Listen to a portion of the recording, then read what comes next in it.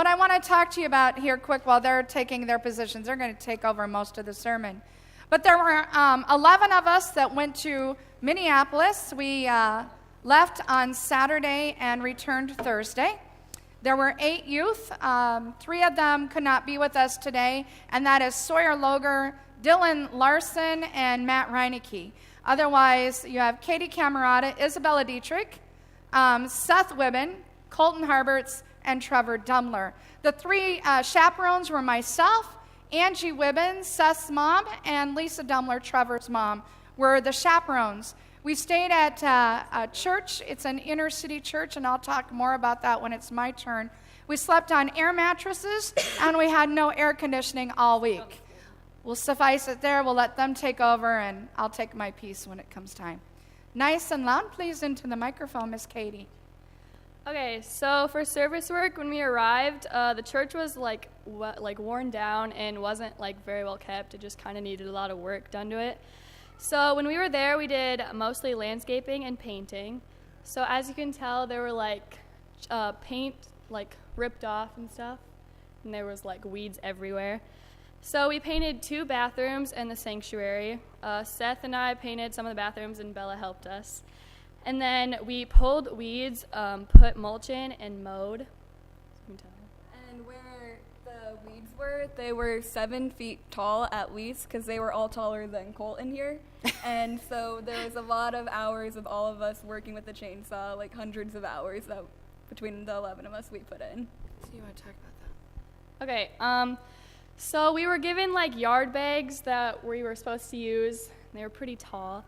And we ended up filling over 80 waste bags to give. Yeah. And those were completely full because we even swept all the dirt in and everything, and we pushed the 40-pound limit on every one that we had to haul a block away then, too. And the mulch, they only had 1 working wheelbarrow, so then we had to put mulch in buckets, too, and carry that a block away so we could do all of our work. And then here, this is kind of some of the before and after pictures. You can see just how much we had to strip it down on the bottom. Yeah, so we had to we bought 42 bags of mulch and flowers for the front of the church. And I think we were just brought to Redeemer for a reason, and God had a plan for us to help the community and just brighten people's spirits. Yeah. Travis, can you go to the next slide, please? Okay, and then here, a lot of what this church does is work with the community and have activities for the youth. And this is one of the things that they do, is part of it is Minneapolis really supports graffiti art. And so at the end of the week, a whole bunch of kids put this project together, and these are 2 of the ones they did. And the community was very interesting. You saw our passing of the peace today. At their church, they call it their intermission. They spend 15 to 20 minutes, and everyone hugs each other, talks to each other for a little bit. And the hospitality there is really amazing. And one of the people that was very hospitable to us was named Babette, and she worked at the church, and Mom will talk a little bit more about her. So Redeemer Lutheran Church, as I said, is an inner city congregation. It is an ELCA congregation. I actually took youth groups to this church 17 and 16 years ago. I've had 2, this will be my 3rd youth group that I've taken to this place.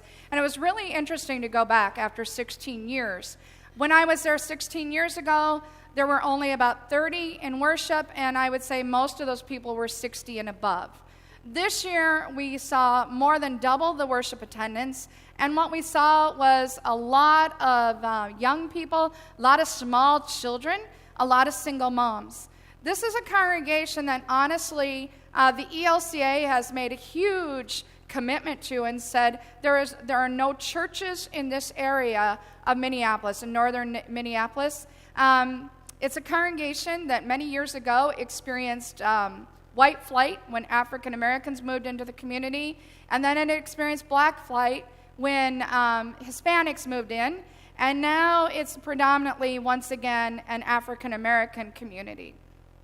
It is a congregation that's incredibly poor, has issues with in the neighborhood with drugs and violence.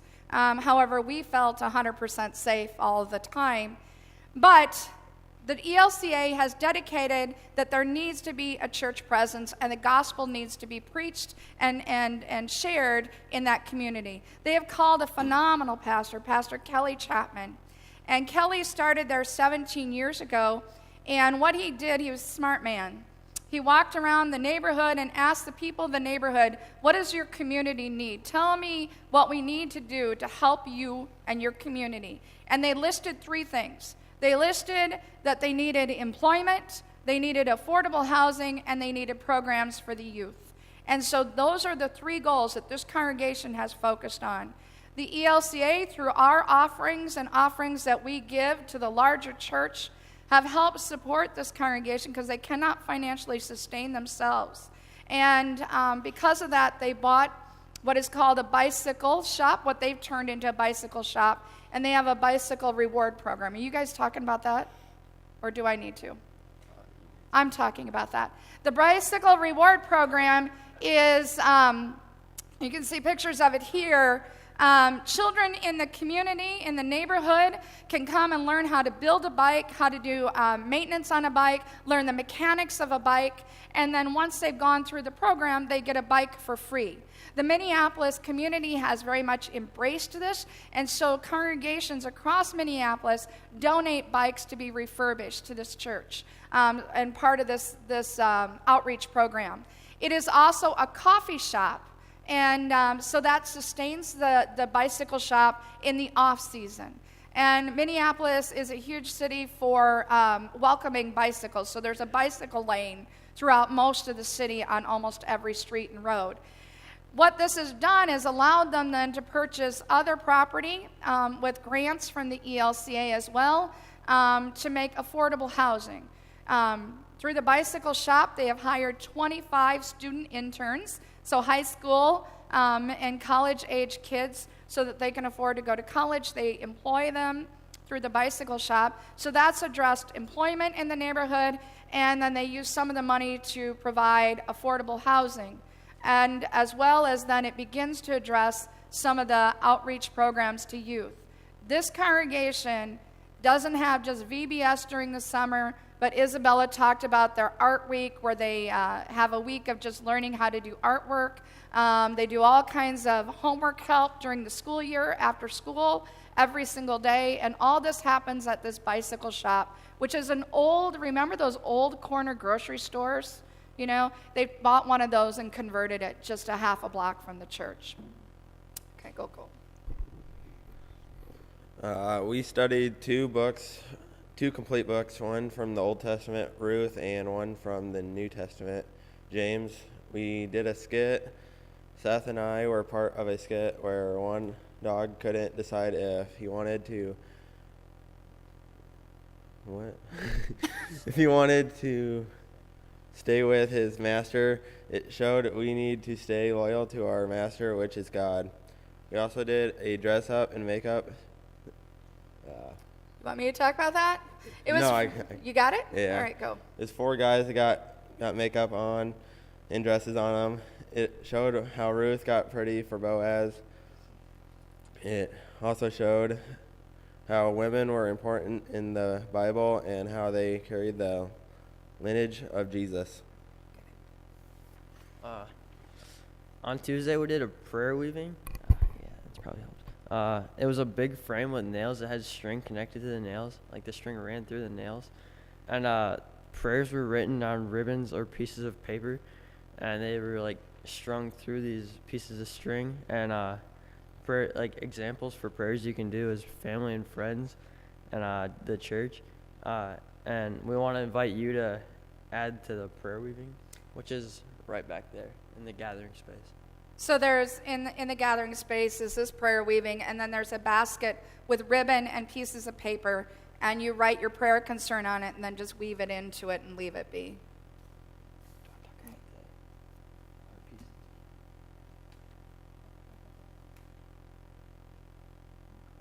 What is this? Oh, Sawyer's quote.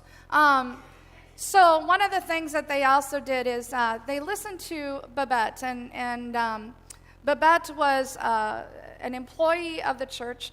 Her position is completely funded by the ELCA.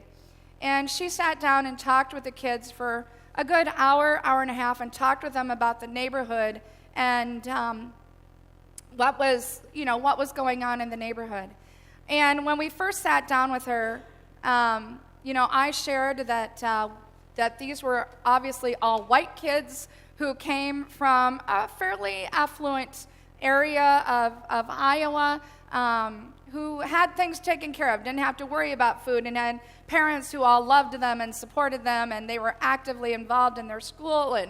And Babette sat down, and she's African American, and she nailed me, and that she addressed every label that I had put out there. And she talked with the kids about how we need to quit talking about race and thinking about us in terms of color, in terms of socio and economic labels, and that in the waters of baptism, we are all made one, and we are all brothers and sisters in Jesus Christ. And in the waters of baptism, we lose any sense of color and label, and that wipes away, and that the only label we come out of is with the label of a child of God. And so the kids have art boards that they have made as well. And okay. That's it. Got it? Are you done? Trevor. Okay, so on our trip we had Thank you. plenty of work as well as fun. So the second day, we went to Chanhassen Dinner Theater, and we saw Beauty and the Beast, and it was like professional, and it was amazing. And then we had some free time, so we went to see a few sites around the city. We drove through like the downtown area, as well as we went to a historic bridge walk, and you can see us in that picture. And we also went to Paisley Park, which I guess Prince's house. And as you can see, there was plenty of artwork and other things left behind in remembrance of him. And then we went to a restaurant on Calhoun Lake, and The video didn't come out. okay, well, anyways, we had a video, but we fed ducks, and that was really fun. And that was with people from the church as well as other family. And we went to the Minnesota Zoo, and there was a variety of different animals that we got to see. And as you can see, that's Katie feeding a goat. And on our final day before returning home, we went to Mall of America, and we went to the Rainforest Cafe for lunch. And some of us rode rides, and others just shopped, but we all had a really good time. So.